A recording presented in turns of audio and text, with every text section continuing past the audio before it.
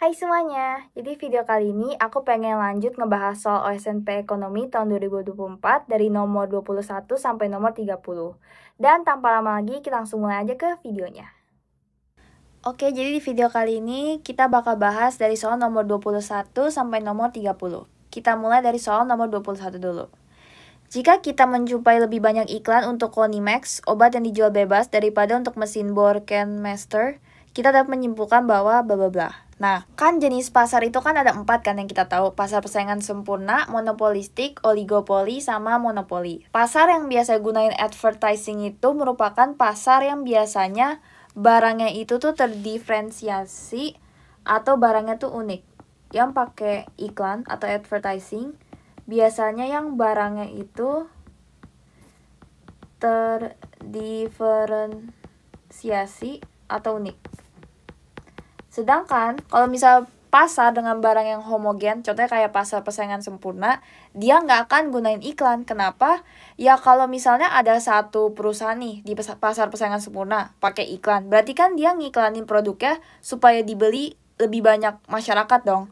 Tapi kan karena produknya sama kayak perusahaan lain, berarti dengan dia ngeluarin biaya di iklan, bisa aja benefitnya itu malah ke perusahaan lain karena kan produknya sama. Makanya that's why pasar persaingan sempurna itu nggak akan ngelakuin yang namanya advertising. Nah, di konteks soal ini, kalau misalnya kita ketemu lebih banyak iklan untuk Konimax, berarti kan produk dari Konimax ini kan lebih terdiferensiasi dong. Sedangkan mungkin untuk produk mesin bor Kenmaster ini lebih homogen gitu. Makanya dia tuh nggak ngeluarin biaya iklan. That's why jawaban yang tepat menurut aku adalah yang C.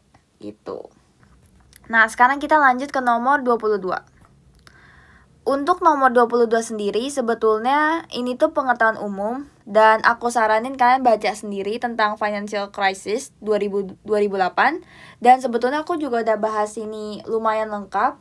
Mungkin kalian bisa coba nonton video aku yang bahas soal OSNK 2024 nomor 2. Nah, di sini aku udah kasih tahu tentang financial crisis itu terjadi karena apa sih?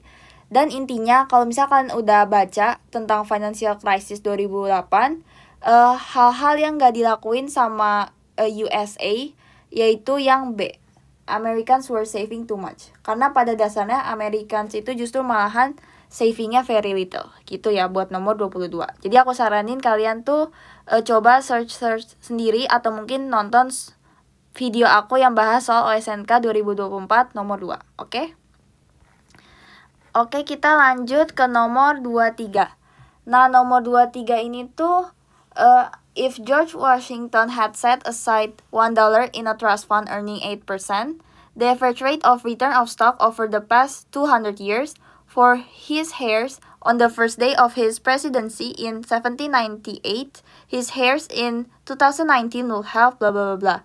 Nah, di sini tuh ditanya future value-nya. Nah, yang ditanya itu adalah future value.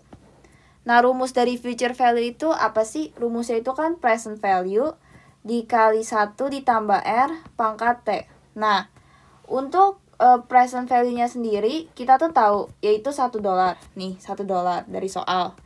Terus, untuk return-nya sendiri atau rate-nya sendiri, kita udah tahu 8%, atau kalau didesimalin jadi 0,08.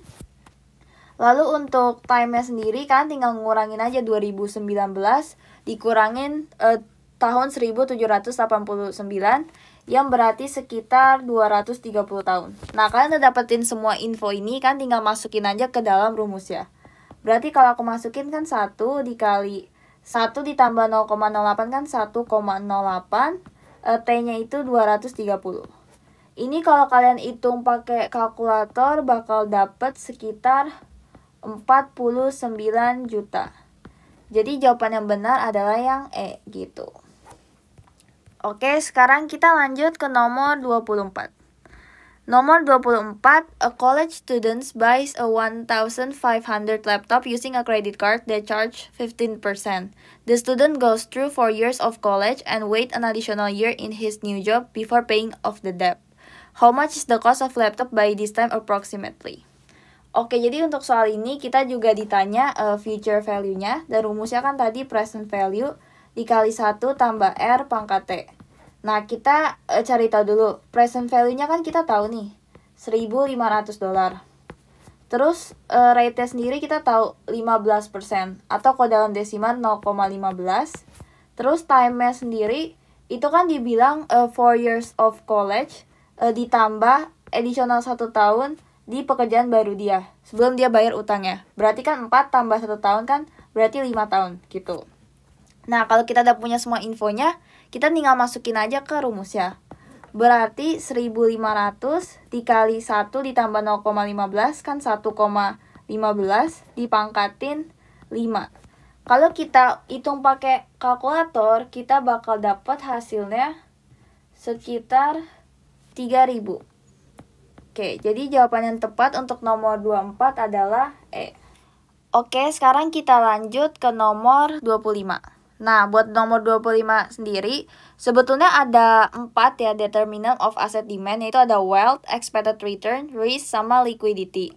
Nah, kalau berdasarkan pilihan, yang ditanyakan except ya, kecuali dari list keempat ini yang nggak ada kan cuma yang A ya, type of assets. Jadi makanya jawabannya yang A gitu. Itu buat nomor 25. Oke, jadi kita lanjut ke nomor 26. 26, salah satu tugas Bank Indonesia adalah, kita lihat dari pilihan A sampai E. A, mengatur dan mengawasi bank. Ini sebetulnya iya, cuman tuh dulu. Kalau sekarang diawasinnya sama OJK. Terus yang B, mengatur dan mengawasi asuransi. Ini juga OJK. Yang C, mengawasi seluruh lembaga jasa keuangan di Indonesia. Ini juga tugasnya OJK. Terus mengawasi money changer. Ini iya, tugasnya Bank Indonesia.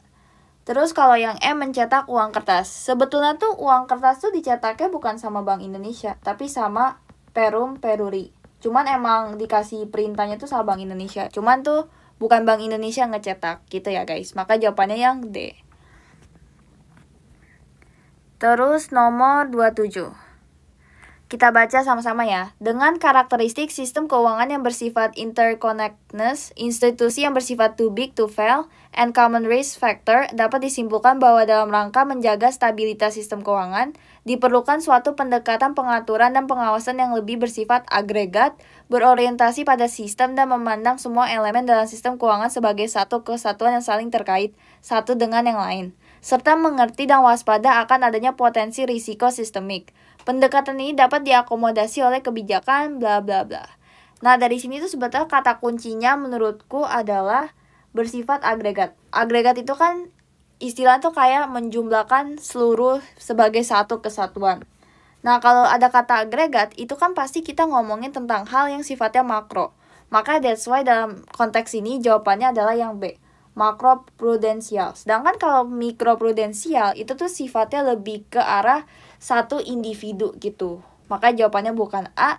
Terus kalau kebijakan moneter itu kan kebijakan yang dilakuin sama Bank Indonesia atau Bank Sentral. Sedangkan kebijakan fiskal itu kebijakan yang dilakukan oleh pemerintah, terutama Kementerian Keuangan.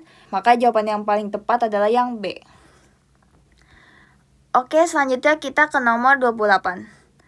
A decrease in reserve requirement by the central bank most likely will lead to bla bla bla. Oke, jadi ketika reserve requirement-nya decrease, berarti kan semakin banyak uang yang berputar di masyarakat dong. Nah, kalau kalian ingat kan ada grafik money supply sama money demand kan. Ini aku gambar dulu ya. Di sini sumbunya I, interest rate. Di sini adalah kuantitas uangnya atau jumlah money-nya. Money supply itu kan vertikal karena ditentukan sama Bank Indonesia, maka bentuknya vertikal. Terus kalau money demand bentukannya downward sloping kayak gini. Nah, ketika reserve requirement-nya itu decrease, berarti kan semakin banyak uang yang berputar di masyarakat. Berarti money supply akan bergeser ke kanan, akan berada di sini. Jadi kalau kalian lihat, interest rate yang tadinya ada di angka I1, sekarang turun nih, jadi I2 sekitar di sini. Jadi I2.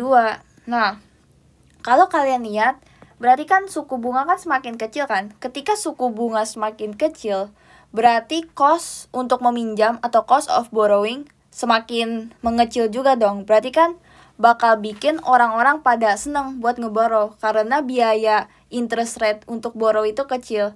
makanya bakal increase investment. Karena sekarang bisnis-bisnis bakal lebih sukarela buat minjem uang untuk melakukan investasi gitu. Maka jawaban yang tepat adalah yang E gitu. Oke, sekarang kita lanjut ke nomor 29. 29, which of the following can lead to higher inflation and unemployment levels? Nah, dari sini kita lihat dari pilihan A sampai E. Untuk pilihan A decrease in money supply. Ini of course salah. Karena justru seharusnya increase in money supply yang baru nyiptain inflasi, bukan malah decrease. Terus yang B, kita perlu ingat government spending itu kan bagian dari komponen agregat demand. Jadi ketika government spending decrease, berarti agregat permintaan itu juga decrease dong. Ketika agregat demand decrease, berarti kan ngegeser ke kiri bawah, yang menyebabkan price level turun dan real GDP pun juga turun. Makanya yang B itu juga salah, karena harganya kan malahan turun, bukan naik. Terus yang C, an increase in inflationary expectation. Ini benar. Terus yang D sama E kenapa salah? Yang D itu salah karena nih, kalau kalian ingat kan ada rumus MVPT, rumusnya Irving Fisher. M itu kan money supply, V itu velocity, kecepatan peredaran uang, P itu price, T itu total output. Nah, kalau kita kan mau nyarinya price-nya kan, apakah price-nya itu nambah atau berkurang. Berarti kita kalau pakai aljabar kita bisa pindahin jadi M kali velocity dibagi T. Nah, ketika velocity-nya ini turun, berarti kan P-nya ini juga turun dong secara matematika equation. Berarti yang delta ini salah. Terus, an increase in productivity. Maksudnya gimana tuh? Nah, an increase in productivity kan ketika produktivitas kita naik, berarti kan total output kita kan juga akan naik kan. Ketika total output kita naik, denominator kita atau penyebut kita bertambah, berarti price kita ini akan mengecil dong kalau penyebut kita yang bertambah. Makanya E itu juga salah, karena justru harga tuh malah turun, bukan naik. Maka jawaban yang tepat itu adalah yang C, gitu. Oke, terus kita ke nomor terakhir, yaitu nomor 30. Which of the following would have been the most likely reason for the simultaneous increase in both real GDP and price level? Oke, jadi kita gambar dulu ya. Ini pasti berhubungan sama agregat permintaan dan agregat penawaran. Karena buat kurva agregat penawaran dan permintaan, sumbu Y-nya itu kan price level, sedangkan sumbu X-nya itu adalah real GDP. Nah, ini bentukannya sama ya, kayak supply demand biasa, cuman agregat aja. Nah, ini agregat supply, dan ini agregat permintaan, agregat demand. Nah, agregat demand itu kan komponennya consumption, investment, government spending, sama net export. Net export itu kan export dikurangin import gitu.